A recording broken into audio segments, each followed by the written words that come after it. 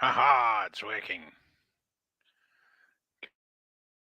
I'm just checking Facebook. It's working on Facebook. And the live stream is up as well on YouTube. Shareable link. Okay.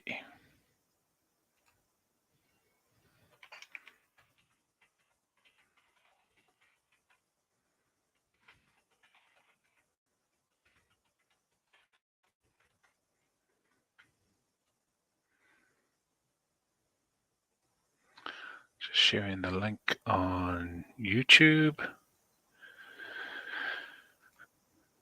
Put it to our favorite page, Ōpōtiki Community Notices.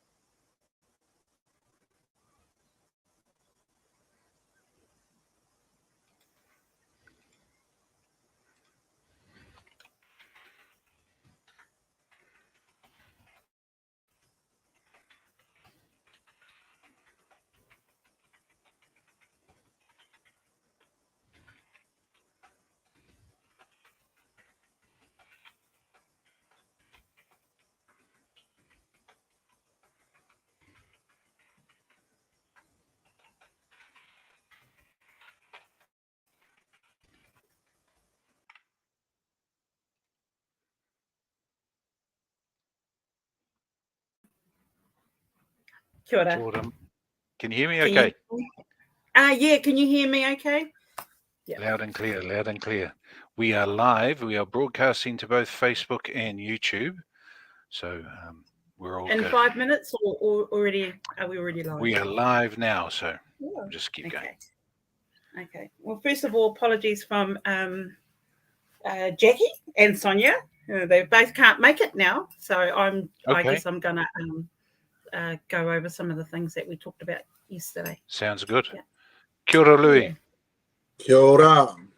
Can you hear us okay? All good. All good. Hey, thanks for dialing in, Louis. I see that you're a busy man, and I see from the Ōpōtiki News today, there's a little article on you, which I was going to cover off today as well. All good. If that's all right. So I've got two articles here. We're going to talk about the reserve. So I went and had a look through some historic notes of the Ōpōtiki News. I'll just share my screen. Here we go. And was able to pull up some articles which we might be able to refer to tonight. How does that sound, Maude? This was the last one from the 12th of January.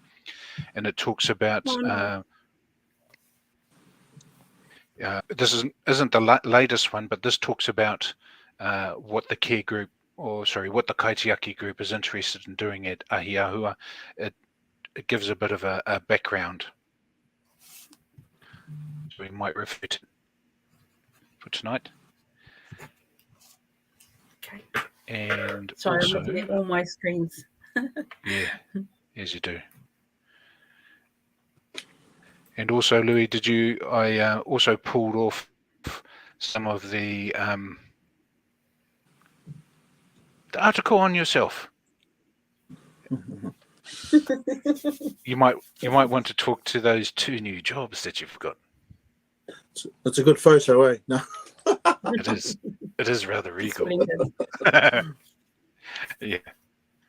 But yeah, you might want to give us an update on those. And I've just screenshotted them.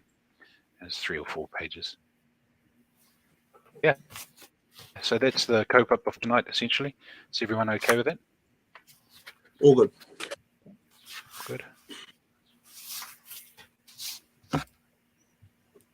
Okay, so Jacqui was going to be here. I'm just Jacqui and Sonia couldn't make it, so apologies on their behalf. Yeah, that's all good. And is there anything that you'd like to sort of inject, Louis, or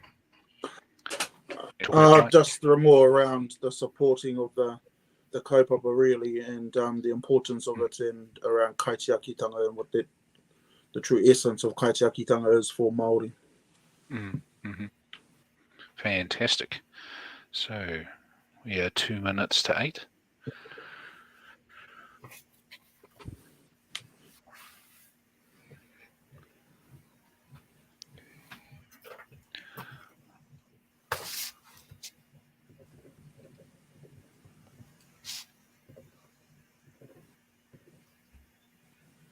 Okay.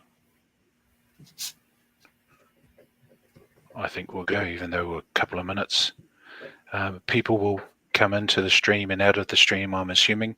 I'll be flicking through and having a look and seeing what people might be commenting on or posing as questions if there are any, and then I'll add them to the kōrero as we go.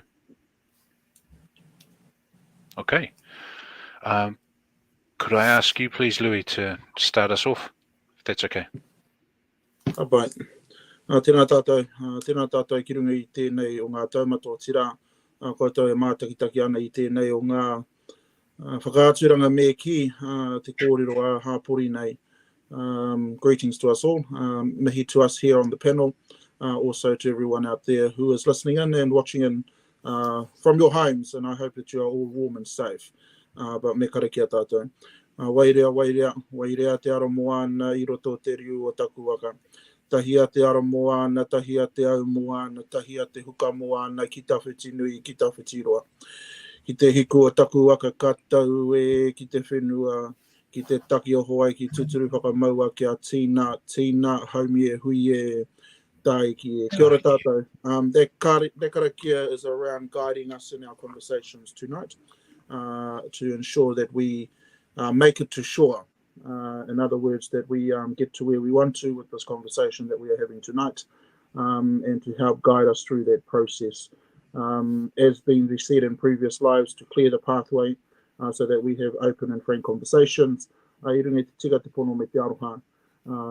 that we stand fast within that. Kia ora tātou. Kia ora, Louis. Thank you very much for opening our hui in the correct way. My name is Ivor Jones. I'm a resident of Ōpōtiki, and I've colluded with Maude and Louis to run this podcast, which is talking about issues that are affecting the Ōpōtiki community. And we look at the Ōpōtiki news, we look at the Ōpōtiki community notices page, we look at Facebook, we have kōrero with our whānau, we see things that are happening in the community, and we take that as an opportunity to have a kōrero around this digital table, which is being broadcast out to our Facebook page and out to the community notices page, and we have a YouTube channel as well. So it will be recorded so that people can go back and listen to have a kōrero, listen to about the kōrero that we've had and see whether we've made sense and contributed to the overall kōrero in a positive way. That's the whole kaupapa here.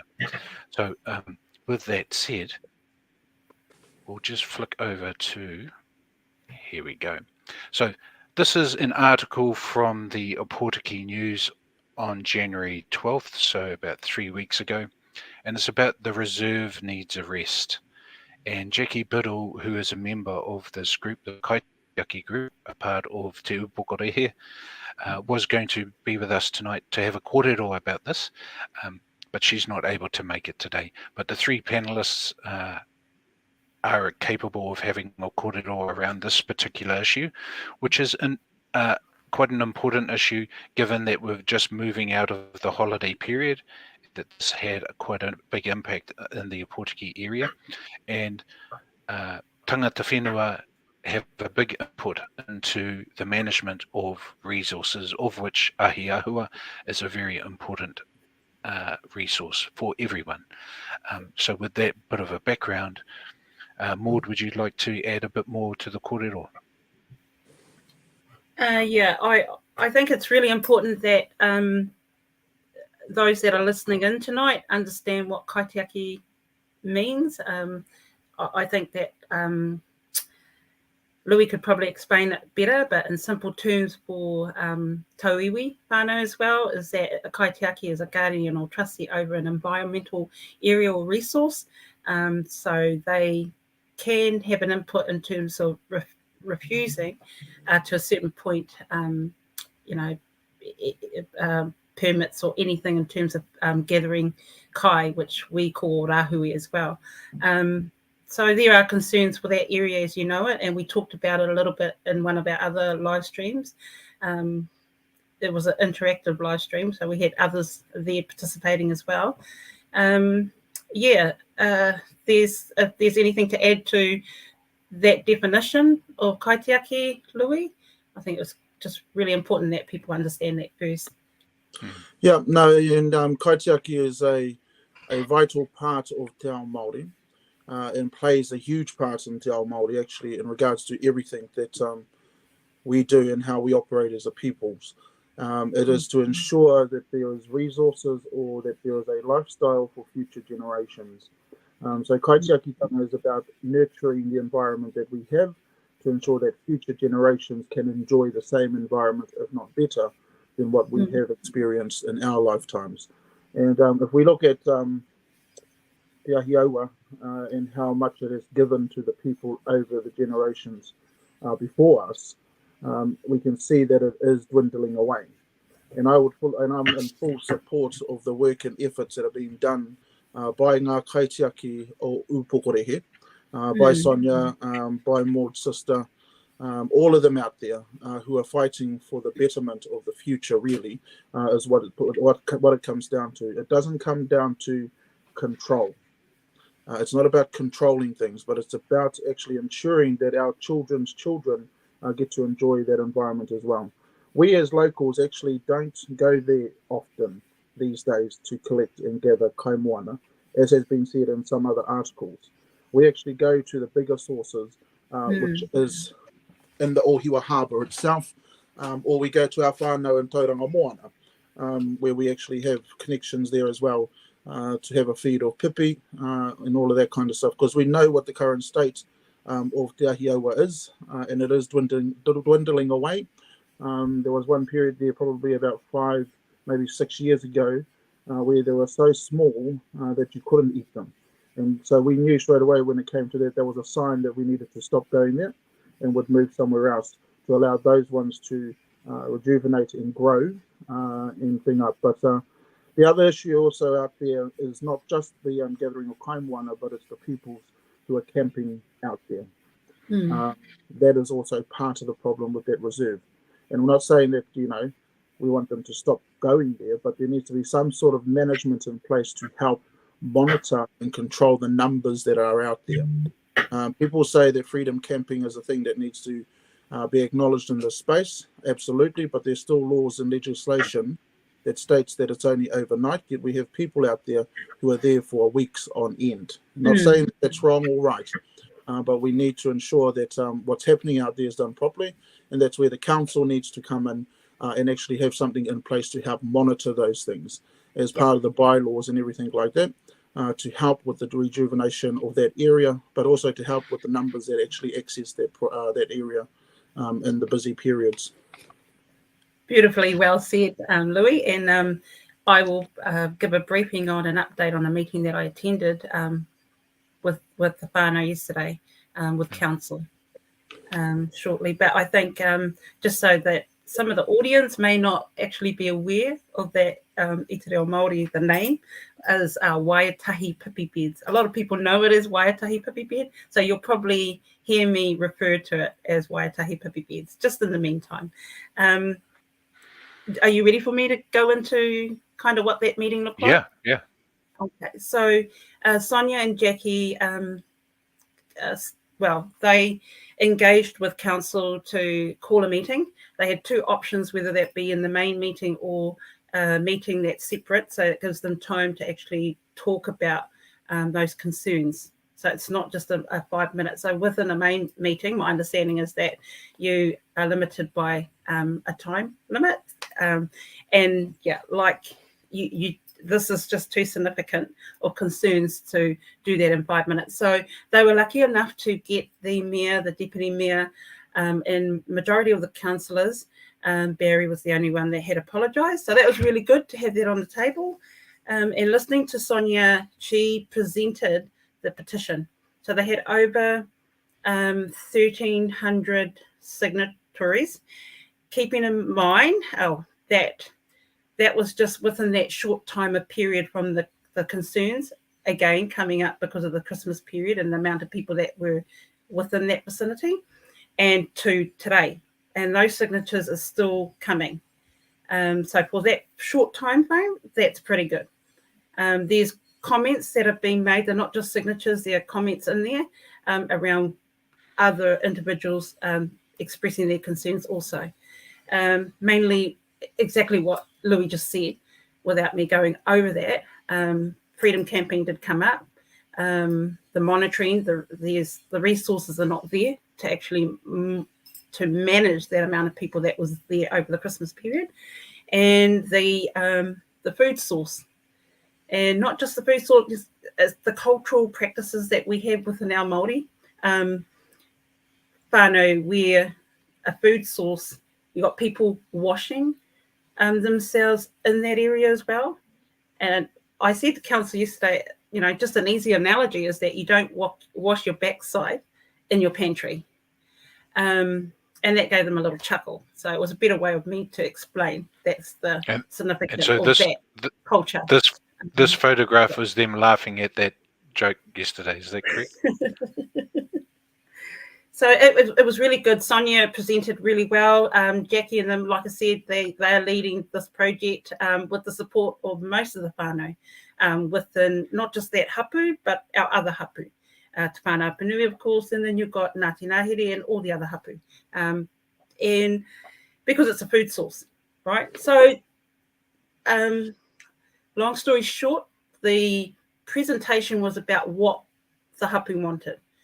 And that was a 3-year rāhui over the food itself, so the pipi bed, and then no camping. There was no questions about it when asked by the councillors, what do you mean in terms of no camping? You want people to still camp on this side that are well resourced, the camper vans, self-contained. And Sonia said absolutely no camping, because it's just a waste of time putting a rāhui on that area if you're going to do that. No one's saying that you can't go there for the day and enjoy the beach. You can still swim in there, but you shouldn't be gathering food in there at this time, because it's not resourced enough. It needs to be replenished. Okay, so that was the presentation. What I liked, and being there to observe the meeting, was the fact that the councillors were engaged. They gave feedback. They also highlighted there was more than one issue, and Louis had highlighted that as well. The monitoring, the resource management was a real big one. And I think that's probably going to pretty much win the rāhui, basically, at the end of the day, because no one is, even though you've got a water care group and there's a ōhiwa, which is part of the ōhiwa whānau, with regional council that meet regularly. I was unaware of that until yesterday and today. So we have since had some feedback from the mayor himself. He has done some homework, and he has talked to regional council Doug Leader, and he has made some recommendations of the whānau being a part of that group as well in terms of long-term goals. But the meeting yesterday was the first of many, and the mayor himself said there were things that he didn't know about in regards to the tāwharo document, an agreement that was placed on the table, I think, back in Vaughan Payne's days when he was CEO. And I mean, Louis, you've been in council. I'm not in council, so I wouldn't be able to. I don't even know if you're aware of that document, but that was presented yesterday with partition because David has never heard of that document, but they have got some homework. They have agreed to do some research and read the petition and engage with the whānau. So I think that was really good. The kaumātua was there. We're really happy with the fact that they felt listened to. I don't think there's anything else I can say other than David has since texted me back. He has been in touch with Sonia with an update. He did say he will follow up with Regional Council. Pretty much in that meeting, what they did say is they're not too sure what that looks like. We have to see who is responsible for what, because there's a makeup of a lot of people in terms of caring for that area and resource. And Louis might have some more on that because he was in council. But yeah, that's my report back. I think it's a good start. And the whānau were happy. Yeah. No, that's awesome. And actually, it's a lot of progress in regards to the concerns of the hapu being heard at council table. It was brought to us in my term while I was there, and we tried to do some stuff, and that's where the tāwhare document was raised, but I've never actually seen it or cited it myself. And, you know, I'd been waiting for that for a while, but it never happened. And I've spoken with Sonia and myself as well in that time and fully supported them in what they were doing. From there on, well, it wasn't taken any further. So yeah, that document is in there, and it is a tricky thing in regards to who is responsible for what. But I think you know what they need to do is actually just come up with a solution rather than making up excuses that that's someone else's responsibility and not our responsibility. But they are right. The reserve itself is district council. In regards to the Pipi Bed, that is regional council. And it comes under them, but it doesn't mean that they can't work together to come up with a solution for this. When we were there, you know, I asked the staff to look at different options to try and help provide funds as well to help fund hapu to do Kaitiakitanga over that place. For us in whānau Āpuni, we've been doing Kaitiakitanga work for generations, and it comes naturally to us. It's where our whakatohia whānau, Ōpōtiki whānau, haven't had that ability to do that among within their own mana whenua as such, like we have on the coast. And so, you know, and I understand that you can't do it every day like we do on the coast here in town because people have to make a living. And so we looked at different options around the country around how they actually monitor freedom campers to help fund this stuff. And, you know, we looked at portable gates and all of that kind of stuff so that when it's the busy period, they have to pay a koha of some sort to open the gate so that they can get in there and camp. That would have also helped with the monitoring situation so that we can get some actual true figures and data on how full that place is at certain periods of time. But of course, that comes down to money again, which is why I think it's important for local government to fight with central government to ensure that we get some funding through the tourism funding for this mahi to be done. And we're quite lucky now that the new Minister for Finances, Peeni Henare, who actually whakapapas to O Maramutu. So, you know, we can pull on that whakapapa strings and say, hey, Mr. Minister, give us some more money so that we can help look after our reserve and help look after our resources here in your hometown, where your grandmother comes from and was born and bred, and all that kind of stuff. But, you know, that's the good thing about knowing ministers and their connections to a certain place. We can pull on those strings. Very well said, and that did come up in regards to Kaitiakitanga as well, and more or less the council working alongside Kaitiaki in terms of monitoring. That can't happen without the other. So yeah, that was raised as well. Thank you, Louis. I don't think there's anything else to probably add to that other than it's a work in progress, but the whānau has said they are going to put a rahui on the Pipi Bed, and they're going to do that without their consent, whether they want it or not. And the whānau are going to prepare for the kaumātua to do karaki and ceremony over that. When that is, I don't know. But I did say to Jacqui, because she wanted me to come here to do most of the presentation for them around what has happened to date. But I said to them, I feel it's only right to give that honour back to them to communicate that further, whether that's through the community pages or once they've communicated that, then we can come back in that space and make sure that we're supporting that drive forward for them. I said, so that's where I fit. And that's I guess that's where Louis fits as well, in terms of supporting our community in whatever way. I don't think, and going back on your comment you made around without consent, they don't need consent to put a rāhui on. Māori has a customary right to place rāhui on the waterways, and this rāhui is around rejuvenation of resources and ensuring that there's future pipi beds for our generations to come. And it's about just informing the councils, as I do in regards to our rāhui on the coast, is to inform the council so that they can inform the people through their channels. And exactly what happens? What happens then, Louis? So there might be some viewers who go, "Oh, geez, Māori putting a rāhui on. Ooh, what does that mean? I'm gonna be going down there, and some fella's gonna come after me with a stick or something." What does that mean in practicality? In the past, absolutely, that's what would have happened, and sometimes that still happens today. And I won't say who or where that happens, but that is part of the other thing to think about as well when it does come to placing a rāhui. Rāhui is something that Māori need to actually take into, action as well as placing. So it's about enforcing it. So how do we actually enforce that kind of stuff? Well, actually, it's about going down there and monitoring it every now and again to see if there's any people, if there are any people in there, just to educate them. Hey, there's a rāhui on, and there's a rāhui there for this reason. We ask that you leave, and please don't take any more, and make your way out. But sometimes people get a bit iffy about that too, and say, "Oh, you can't tell me what to do," and then things get heated. So just be warned.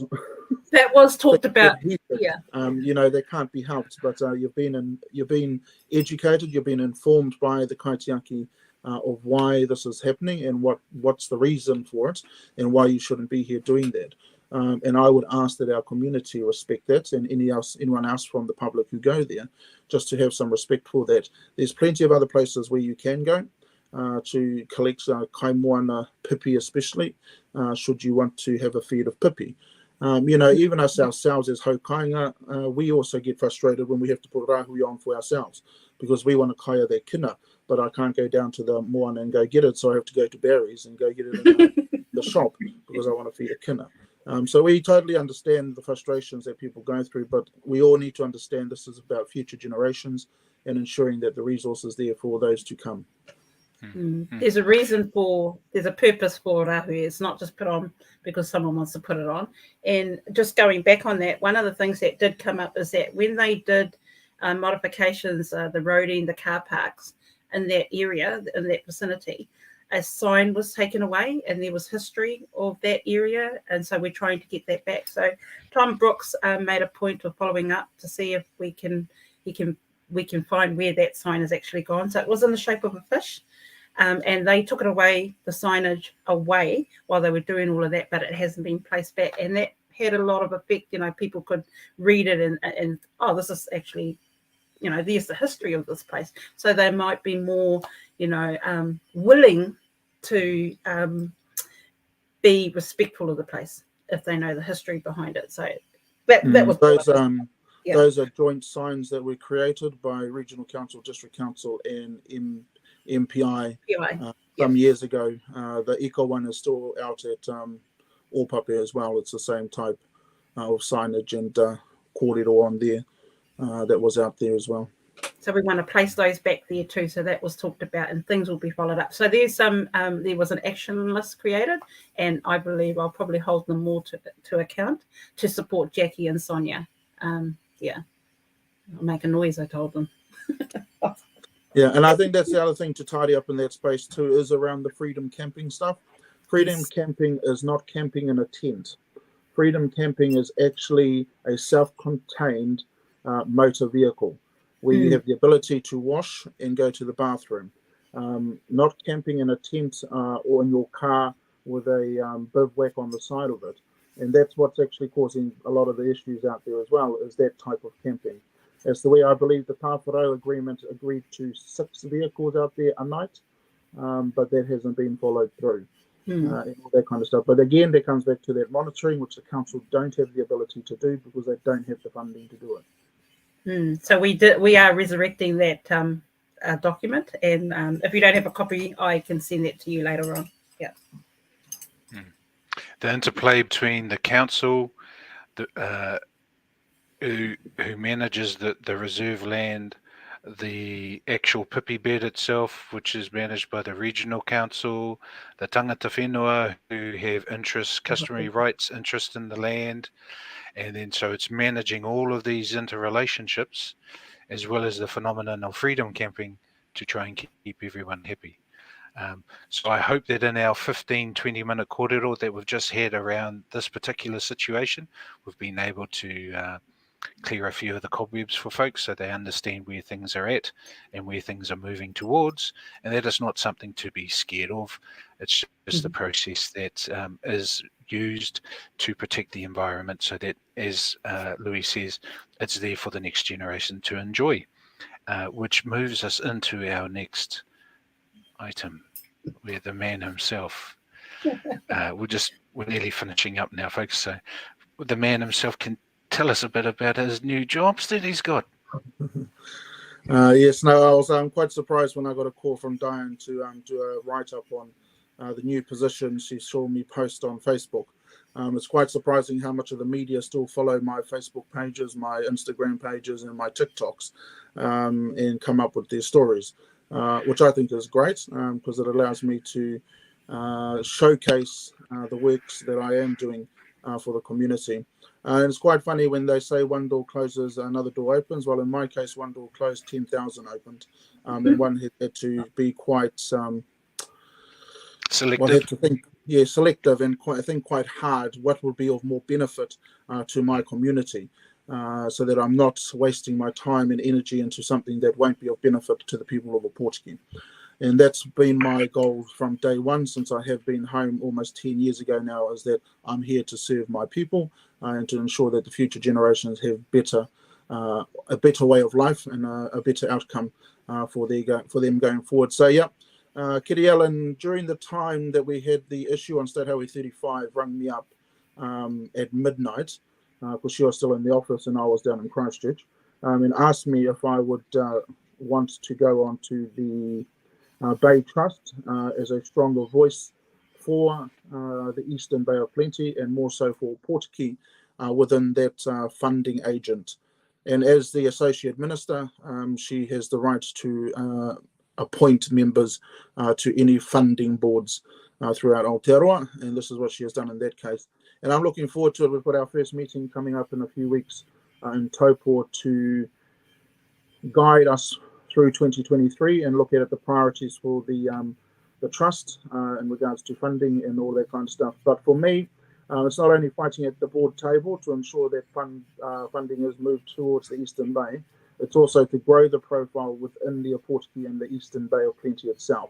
So I want to be able to see more applications coming in from the public and from the communities of Ōpōtiki, Whakatane and kōrero at the board table, which will help me fight even more to try and get more funding for whatever may be happening in this area.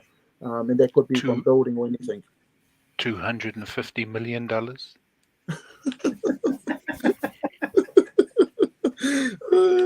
And all that kind of stuff. So yeah, we'll be looking at that, and I'll be looking more into it. What is it that the trust actually funds, or what have they funded in the past, and how can we grow that, and looking at kaupapa that are happening here to see how we can work applications to get those to the board to be processed.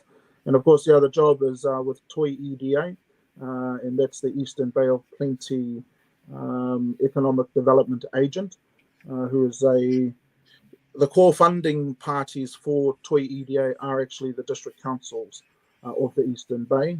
So that's the Ōpōtiki, the kōrero and the Whakatane District Council fund Toi EDA in regards to economic development. And I'll be looking after the Māori sector of business, as well as Pacifica, which we don't have a stronghold here, but we have a lot of Pacifica who do live within our district and in our region. So it'll be about me approaching the Pacifica community and asking them what their inspiration or aspirations are for them as a peoples while they're here in the Eastern Bay. How can we help them to succeed with those aspirations, whether it be in business or whether it be just in life in general, in regards to their skills. So looking at how we can bring more resources to the Eastern Bay of Plenty, and more so for me for the Ōpōtiki district, so our people don't have to travel outside to gain qualifications and all that kind of stuff, where they can do it in their lounge or, you know, in the safe haven of their home. And so that's what that role looks at. And so I've got quite a few meetings tomorrow on the coast with a lot of the different businesses that are down there, be it from macadamia, be it from kiwi fruit, be it the mussel spat, be it even our runanga in our own businesses down there, the hotel, the holiday parks and all of that kind of stuff, and looking at what is it that we as Tui EDA can do to help improve the environment that they're all working in. So lots going on. Yeah, excellent. I'm so happy for you that, as you said, one door closed and now this opportunity is open, and it sounds like it's a fantastic segue into business opportunities and to continue to grow the small to medium enterprises that are here in the Eastern Bay of Plenty and piggybacking off that success. So congratulations, and I see that good things are going to come from it. So well done. Kia ora. Well, I think that's us, whānau, unless you have anything biting that you would like to raise right now. But I think that's us for this session. Just a big thank you from Jacqui. She's just come in on the live and said a big thank you to the team. That's okay. And Debbie couldn't make it with us tonight. The Wi-Fi in the hospital isn't that good, so she's trying to tune in. She would have called in, but is only able to listen this time. So we'll see you on the next round, Debbie. But with that, thank you very much, everyone, for tuning in. I will ask Louis to close us up, but thank you very much. The whole purpose of this thing was for Ōpōtiki residents to have a kōrero about local events that are happening, and we've hoped that we've been able to fulfill that with the first subject, which was the Ahiaua Pipi Beds. So we've been able to raise awareness around that, and also some of the opportunities that are happening here in Ōpōtiki. So with that, I would like to bid you a farewell and good night. Thank you for everyone for joining in, and I'll ask Louis to close us up, please. Kia ora ranga, ngā mihi ki a koe, Ivor whakahaere ana tēnei o ngā huihuinga o tira ki a koe Maude, me ngā kōrero koe takato hia. Just giving thanks to both Ivor and Maude for the great work tonight and the conversations that we have had and supporting our community and getting things, you know, flowing through the homes of Ōpōtiki and getting everyone thinking about the different issues. It's a great platform for us to be here and have those conversations for the community. Nō reira, kia tau ai te rangi mari ka rungi a tātou I hoi tō mātou matu I te rangi mara ki tiaki ai o mātou whanaunga katoa. Ai noho kāngana I tēnau ai rātou. Ki tēnā kāinga o tira rātou whakarongo mai rā wāhi, puta noa I te motu. Nō reira, whakatūwhira tea mai ngā kuahao te tika o te whono te maramatanga ki a mātou I tēnei pō, amu mātou koe, whakamoeneti whakakorori ki te wingoa tapu. Āmine, kia ora rā. Āmine. Ngā mihi.